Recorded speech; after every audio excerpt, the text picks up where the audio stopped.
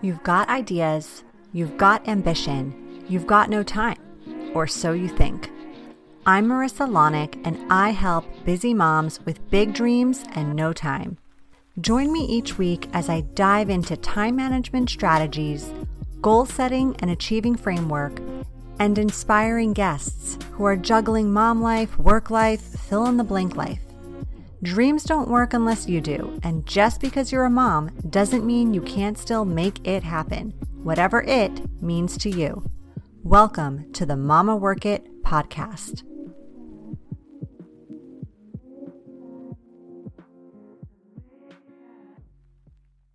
Hey mamas, and welcome back to another amazing episode of the Mama Work It podcast. I want to dive into the topic today of flexibility because, as we know, the world is starting to open back up, which means offices are opening, and if you're a corporate mama who is potentially heading back to a commute pretty soon, and maybe not that excited about it, you are going to want to tune in to today's episode. And if you're not a corporate mama, don't press stop just yet. The negotiation secrets I am going to share with you today can be applied to so many areas of your life, whether that be negotiating with your partner, with your boss, with a potential client or vendor in a work environment, with your kids, maybe even with your toddler, although I definitely am not going to guarantee anything when it comes to toddlers because we all know that's just like a total crapshoot. So I'm going to be pretty focused with my example here on flexibility at work, but I want you to know that these concepts can be tweaked and adjusted to easily work for you in lots of other situations. Negotiation is such an important skill, whether it's part of your professional gig or not. It happens every single day of your life. And if you're someone who likes getting things their way, and who isn't, then the better you are at negotiating, the more you are going to feel like you are totally winning at life. I have always been a negotiator since childhood. I can totally remember negotiating with my parents to get more TV time or to get my curfew extended. And I wasn't always amazing at it, but I had a lot of drive, which turned into a lot of practice, which turned into some real refinement on my skill set. And when I was in college, I will never forget a mind-blowing exercise my professor had us do with regards to negotiating the price of a car. Never say the first number. It was a lesson I learned that stuck with me throughout life and has gotten me more money in many job offers than I would have even thought to ask for if I hadn't followed my organizational development's professor advice that day in that role play that we participated in. But you know, this podcast focuses a lot on time, so we are going to dive into that concept a little deeper right now when it comes to flexibility at work and how to make our work schedule work for us. We're going to learn how to negotiate the schedule of our dreams in an environment where you don't necessarily feel like you have any control over. Now, for my naysayers out there listening, mentally writing me off right now, thinking, nope, my job doesn't allow for that, or nope, my job doesn't work that way, or nope, this isn't going to work for me. Let's take a minute. Take a deep breath. I'll do it with you. And remember, no one's forcing you to listen to this podcast right now. I'm super happy you are listening. I believe you will gain something valuable from today's episode. I believe you are listening not on accident, that the universe is guiding you to hear these words today. But hey, if you want to drop off, girl, go ahead. No hard feelings. I still love you, and I'll catch you on the next one. So, when it comes to work, to our jobs, many, or should I say most of us, can't just decide, you know what? I don't want to work 9 hours a day. We just can't do that, right? It's our job. It's the expectation. There are policies. There's an HR department enforcing the rules. And also, in many cases, You likely need two salaries in your house because mortgages and kids and vacations and mani-pedis are expensive. So it may not necessarily be a viable option to just be like, I'm out. I don't like working 9 hours a day. So this situation can totally feel like it's out of your control. And that doesn't feel good to time momagers because to moms who like having control over their time and their schedule, to moms who have dreams and goals that seem super hard to fit into their daily schedule, to moms who are tired AF and just want a little more flexibility in their lives. The key is to ask yourself, what do I have control over to make time, to make my schedule work for me? For example, can I ask for an earlier or later schedule so I can spend more time with my kids when they're awake? Can I work from home 1 or more days a week to avoid commute times? Can I ask for a 1040 or a 980 schedule so that I have an extra day off here and there? Can I become a freelancer and make my own hours? Can I become a mompreneur and turn my passion or another opportunity into income? No idea is too far-fetched, and thinking outside the box when you're trying to tame the time beast is the best way to get to the right end result. Don't be afraid to get super creative here. I encourage you to brainstorm a list of anything and everything that you can think of that would help you get the flexible schedule you're looking for. Write down whatever comes to mind, even if it seems unattainable right now, because I want to tell you, almost every time I came up with a crazy idea, and I mean almost every single time, it ended up morphing into something executable, even in situations where I didn't have control of my time. Proof right here, sister.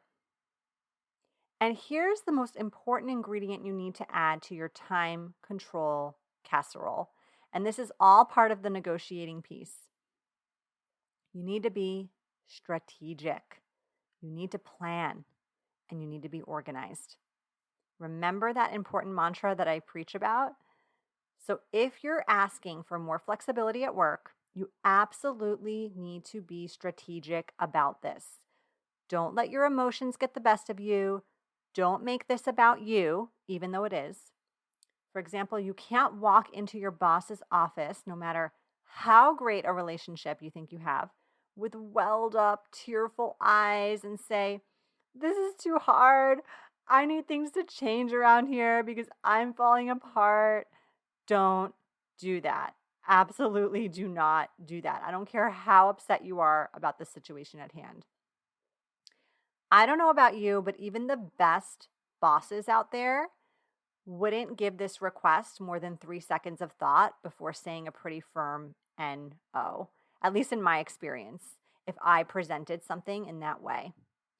Even if you think your boss is like the best thing since sliced bread, by the way, is that like the best thing? Like, wouldn't we just have sliced the bread ourselves and not complained much about it if we had to take a knife out and slice it? Okay, whatever. Welcome to my fun brain and humor. Back to our regularly scheduled programming here. Even if your boss is the best of the best, don't be an idiot. Like, you need to remember your boss's job is to think about the bigger picture for the company. His or her job is not to care about your feelings or lack of time. I know this is harsh, but this is also true. So don't let your emotions get the best of you. Don't lead with them. Be strategic, plan, and be organized with your thoughts and with your ask. So to be the best negotiator here, you need to, quote unquote, sell your request to your boss in hopes that he or she will, quote unquote, buy it. So you need to ask yourself, what's in it for them?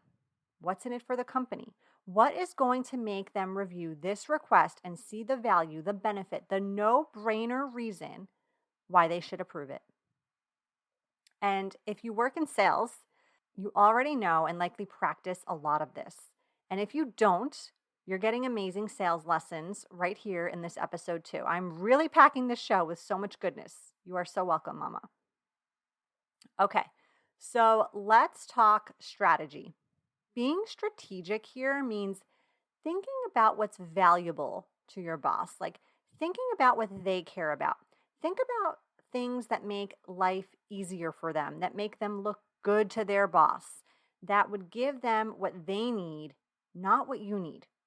Even though, yes, this is ultimately about you.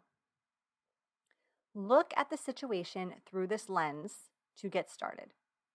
So here's how you might present this request. Step 1. Make a list of all the pros, like why this idea makes sense for the company and for your boss specifically. Take yourself out of your head for a minute and put yourself in your boss's shoes. Ask yourself, what reasons can I give them that they can't possibly turn down making this happen for me? Because those reasons are that good. Throwing this out there. Does it help with call volume or customer support in a different time zone if you're looking for a different time of day to work? Does it offer more support to colleagues in the office or remotely? Maybe part of your team is not in the office and this would offer more support because you're not there now too. Does your role require more strategic thought and planning or creative tasks that are better done at home with fewer distractions? Are you more productive during specific hours of the day? Therefore, your output will be better. Can you manage something more easily from home that your boss would love to delegate?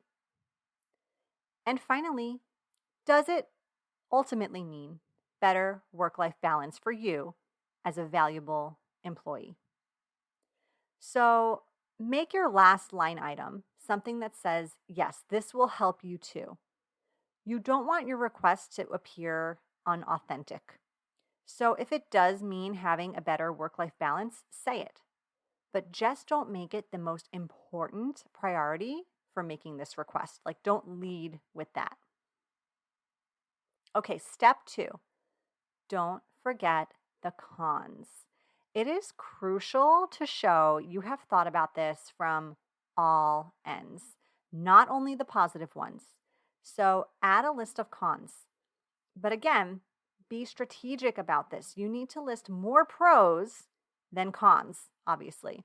You should be able also to add a note of how you can fix the problem before it even potentially surfaces. Or at least verbally present this part when you review it with your boss. So, example, potential con number 1. Letting you work remotely more often might mean other people will request this as well and form a remote epidemic in your office. Followed by your proposed fix. I've been with the company for X number of years, and with the tenure and seniority I have, maybe this is something that could be offered only to me for those reasons. Or, I totally get how this could impact other people. That's fair. I would be happy to come up with a remote working document that outlines the company's expectations on this policy if this is something that will be offered across the board. Okay, potential con number 2. Maybe there's a lack of support in the office if you're working odd hours or from home. It's followed by your proposed fix. I know this is a big change, and I can understand not having my role physically here every day or during traditional hours will be different. So many companies are moving toward remote employees, or so many companies are adopting a flexible schedule since the pandemic began. There's just been a wider range of talent that isn't necessarily local or available during traditional hours to tap into. I did some research on these products that would be great ways to maintain communication with my team throughout the workday so they still know I'm present and available for support. And here's where you'd provide some examples of the research that you've done.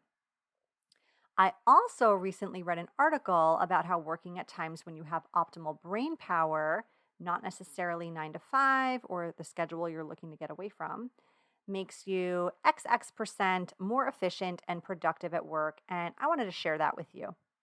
So, gather some resources here that you'll be able to also present during this part of the chat if needed. And then step 3, sell it. I'm going to tell you the most important thing I've learned when it comes to sales and really when it comes to life in general, if you want anyone to listen to you. You need to communicate your message in the right way. And the right way isn't always the same for every situation or for every person. In fact, it can be very, very different. There are 4 main types of communication styles, and we all have one category that we fit into best.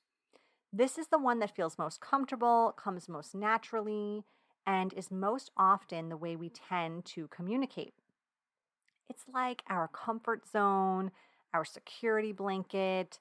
It's my Long Island accent that comes out after a few drinks. It's the way you tend to communicate when you're not putting forth much effort or energy toward your audience because you're just being you and you're just keeping it real. Now, we are not going to dive into those communication styles in depth on this episode, but I will say you can easily, after this episode, pop on over and listen to episode 11, Communication Hacks, where I give you a fun quiz on finding your communication style. And I tell you my 3-step process on basically how to communicate in the most effective and efficient way possible. So when you're done with this episode, which is almost over, by the way, go listen to episode 11 so you can get the full picture here. But moving back to this and trying to wrap this up, this negotiation strategy here, now that you've got your pros and your cons outlined and organized, you need to obviously present this request in a way that is going to be received the way you want it to be, with a big, fat, hell yeah. So keeping in mind who your audience is, you need to communicate your ask in a way that resonates with them, in a style that is similar to how they communicate, not how you communicate. For example, if you personally like things explained in a lot of detail, but your boss prefers a more direct route, pitch this more directly. Or if you tend to prefer a quicker path to the end, but your boss likes to hear every turn and step it takes to get there, then get ready to review this request with a fine-tooth comb and walk them through all the details of the trip. Finally, plan a time to pitch your negotiation when you believe the idea will be best received. Don't ask during a major crisis or pop in unexpectedly at 4:30 on a Friday. Set some time aside and perhaps give your boss a heads up that you'd like to discuss your schedule if that makes sense for the situation. I have used this strategy to help moms negotiate remote work opportunities, flexible schedules, higher pay, and even incredible added benefits to their salaries. If this is something you are looking to do and you want to schedule a free strategy session with me, I would love to chat with you. Feel free to visit my website over at mamaworkit.com/coaching. So that's today's episode. I would love to hear what you think. So if you can please spend 2 minutes leaving a review on whatever platform you're listening from, it would totally mean the world to me. I mean it. I read every single review and it just makes my day when I see that feedback come in. So thank you, thank you, thank you. And if you think this episode or this show would resonate with another mama friend, invite her to listen. I am on a mission to help millions of moms around the world live their best life through intentionally using their time. So if you have a friend who also wants in on that, please share the show with them. Thanks again, Mama. Now go on and work it. You've been listening to the Mama Work It podcast. I hope you've enjoyed this episode and would love if you could take a quick minute to leave me a review on whichever platform you're listening from. and maybe even send a note to a fellow mama friend recommending it. Reviews and recs help this podcast grow and reach more like-minded, awesome moms. And if you haven't subscribed yet, don't forget to click that button so we can stay in touch, girl. By the way, if you haven't checked out the Mama Work It website, please do. There are lots of free resources and great articles there that can help you with the juggle of work life, mom life, wife life, fill in the blank life. So head on over. Thanks again for being part of the tribe. I'll see you soon, but in the meantime, keep on working it, mama.